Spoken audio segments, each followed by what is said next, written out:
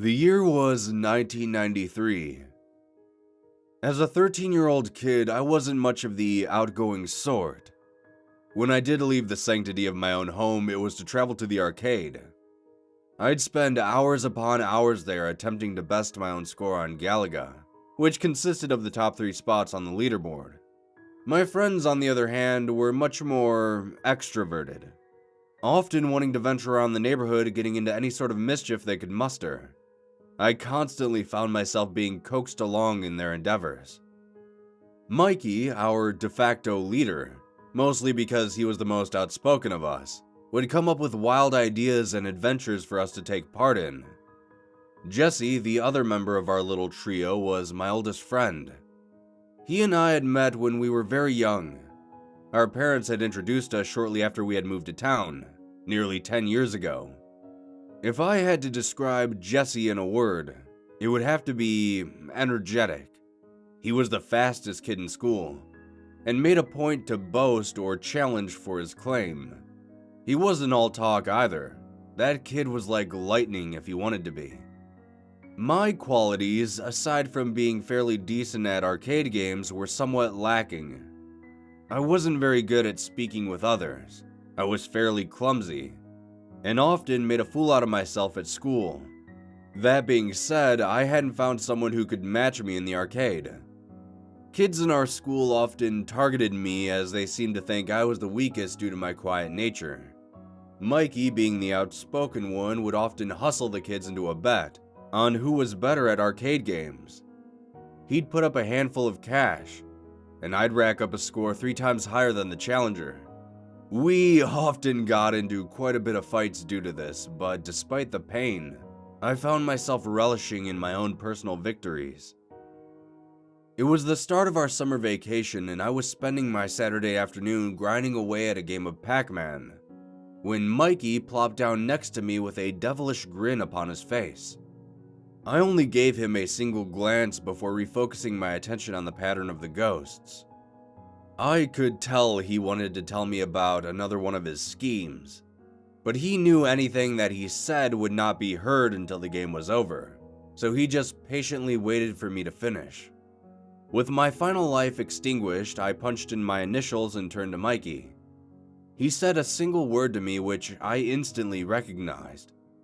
The word was Barrenfield. I looked at him, wondering if there was more to his statement. He told me he already spoke with Jesse and that we were going tonight. For those of you unaware, Barrenfield was an abandoned sanatorium on the edge of town. It was actually one of the first buildings erected in the area when the town had been founded. Of course, we had all heard the rumors of the location throughout our youth, but none of us knew much about the place otherwise. All we really knew was that the place had been shut down in the early 70s and left to decay. Apparently, the cost of demolishing the derelict facility was too high for the city, so they just left it to waste away. With a sigh, I asked Mikey why in the world we would go there, and he just returned an even wider grin. He said he recently heard a rumor that right after the building closed, someone had robbed a bank and stashed away a mountain of cash within. He said the robber had been caught sometime later, but all the cash he had taken had yet to be discovered. Mikey was convinced that the money had to still be in that building.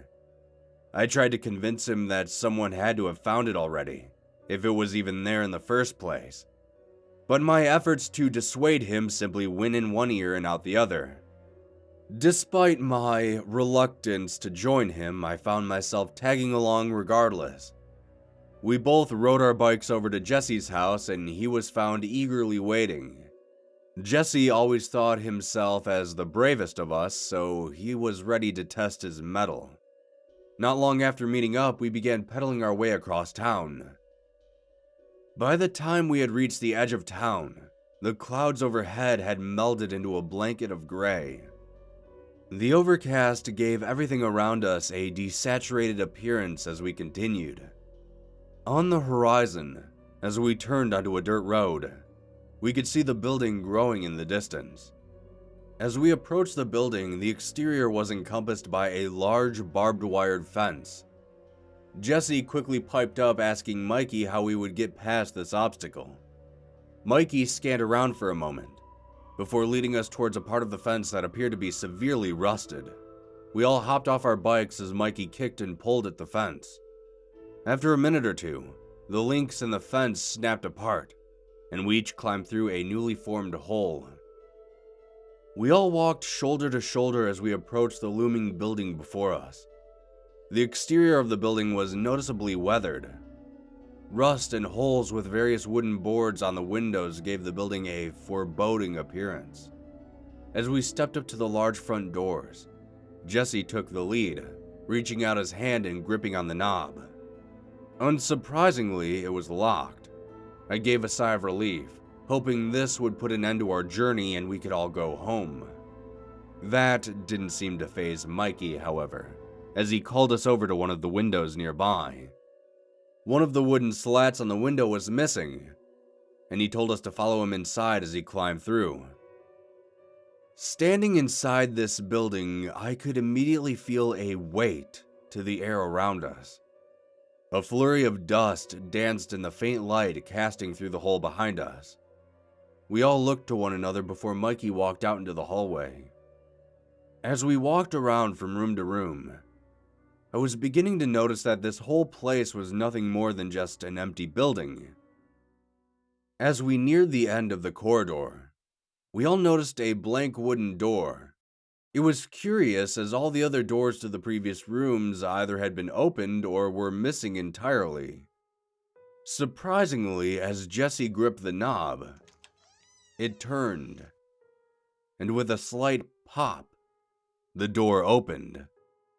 We all entered and looked around. It seemed to be one of the patient rooms. For the most part, it was empty.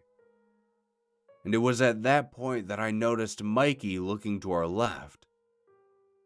His face was a canvas of fear. I could see his entire body involuntarily trembling. I shifted my gaze and saw it. There was someone sitting in a chair with their back to us. From the appearance, it seemed to be a girl, maybe in her mid-teens. When Jesse finally noticed her, he quietly said hello. I jabbed him in the side for opening his mouth. I wanted us to just leave and forget about this place. As we quietly argued with one another, Mikey whispered for us to look again. We both turned, and the girl was now staring at us from behind the chair. She looked frightened. Despite suddenly seeing her, she looked relatively normal. Jesse asked her if she was all right, and she shook her head. In a quiet voice, she whispered to us, "The doctor is going to find you, and he won't be happy." Just then, the sound of a door slamming shut from some unknown area of the sanatorium drew our attention. When we all turned to look back again at the girl, she was gone. I demanded to both Mikey and Jesse that we should leave now. Mikey nodded shakily, yet Jesse mocked us for being scared. As we all exited the room back into the hallway, I looked down the way we came, and I saw someone standing there.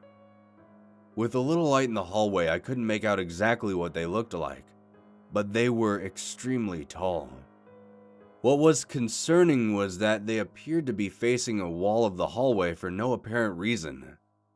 This sent chills shooting throughout my body. I could tell Jesse was getting ready to say something, but I quickly covered his mouth. I held up a finger to my lips, and we all quietly walked back to the room in which we had entered. The closer we got to the room, the closer we got to this mysterious person. The room itself was only 10 feet or so away from him.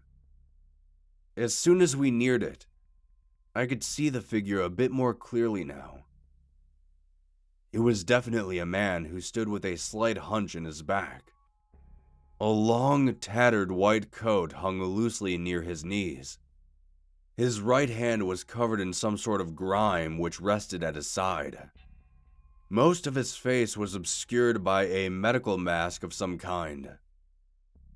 One by one, we rounded the corner.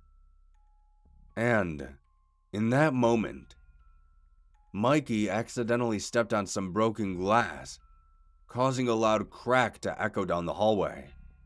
I winced at the sound. I looked back towards the figure, and I could feel my blood turn to ice.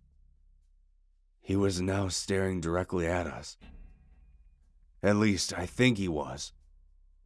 He was facing us, and the entire front of his attire was splattered with blood. It dripped down his chest, onto his pants, and pooling at his feet below. His eyes were obscured by two black goggles, so I couldn't tell who he was looking at directly. His breathing was the thing I remember most. Labored and rushed, like he had just run a marathon. In his left hand, the one we previously couldn't see, he was brandishing a large saw-like medical instrument. In the blink of an eye, his form disappeared and reappeared a few feet away from us. All three of us shrieked in unison before sprinting for the window. One by one, we threw ourselves out of the window. I was the last one through. As I hoisted myself up into the tiny opening, I felt something latch onto my ankle. Sharp fingernails dug into my skin and was threatening to pull me back inside. Jesse and Mikey both answered my frantic calls for help by grabbing both of my arms and pulling as hard as they could. After a few unnerving seconds, the grip vanished, and I came crashing through onto the cold dirt below. We all ran to the fence, got on our bikes, and pedaled as fast as we could home. Mikey, Jesse, and I never spoke about what happened that night again. We all sort of just kept it to ourselves, and I think that was for the best. The building itself mysteriously caught fire a few years later, and ultimately got demolished. I have since grown up and moved on with my life, as did Mikey and Jesse. Every so often, when I come home to that town to visit my parents, I think about that night we all went to Barrenfield Sanatorium, and all the nightmares it has plagued me with ever since.